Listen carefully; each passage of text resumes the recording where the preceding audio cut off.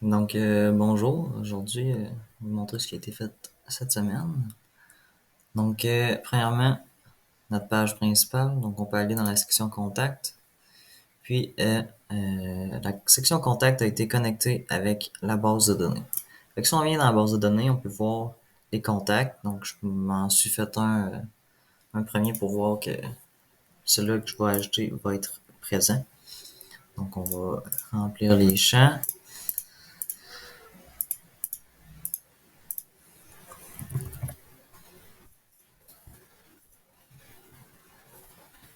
On fait send message. On a le message que ça a bien été envoyé ici. Si on vient dans ma base de données, je fais refresh. Donc, on voit que ça a bien été enregistré. Juste ici. Par la suite, si on va dans la request a quote, donc ici, le travail était de relier le backend au front-end. Donc, en fait, tous les calculs doivent se faire dans le back-end. Donc, je vais faire un exemple. Donc, par exemple, on fait résidentiel, le nombre d'étages, d'appartements. On choisit la qualité. Donc, ici, en cliquant sur Get a Quote, je fais une requête. Donc, ça l'envoie au back-end. Puis le back-end, il me calcule tout ça, puis il me renvoie le coût, les nombres d'ascenseurs, install fee, puis le total. Donc après ça, je viens toutes les ajouter dans mon front-end. Donc tous les calculs se font tout dans le back-end. Donc je vais vous montrer que les autres aussi fonctionnent. Get a quote. Puis le dernier industriel.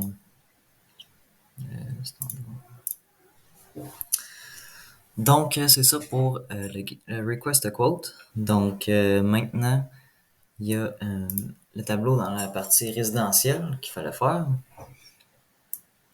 Donc ici, on peut voir, on a bien un tableau. Puis en fait, ce qui se passe, c'est quand que la page load, il y a une requête qui se fait, puis qui va chercher tous mes agents qui sont dans ma base de données. Donc si on voit, j'ai 20 agents. Donc tous ces agents-là se retrouvent ici. Puis après ça, je les mets tous dans le tableau. Donc le tableau, il peut être trié. Donc, il peut être trié par région. Donc, ça, c'est tous les agents au nord, tous les agents au sud, tous les agents à l'est, puis dans l'ouest. Donc, aussi, on peut remarquer qu'il y a des couleurs différentes, en fait. Donc, en rose, c'était en bas de 90, en bleu, 90 et plus, puis en vert, c'est ceux qui sont à 100 de rating. Donc, on peut les trier par nom. Donc, si on appuie sur la petite flèche, donc, ils vont tous être triés par nom. On peut les trier par rating, puis on peut les trier par fee. Puis aussi, si on les remet, on les retrie par région. Donc, on peut quand même faire le tri juste dans les agents de cette région-là. Comme ça. Donc, vous comprenez le principe. C'est la même chose pour le reste. Puis finalement, on avait aussi des tests unitaires à faire. Donc si on va dans la partie du code, donc j'ai un fichier qui s'occupe des tests unitaires. Donc on en avait trois en particulier à tester. Donc ce qu'on teste en fait, c'est les API. Donc on va tester ici les trois API. Donc on a le premier Hello World.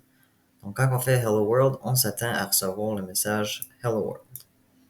Quand on fait status, on s'attend à voir le message de l'environnement.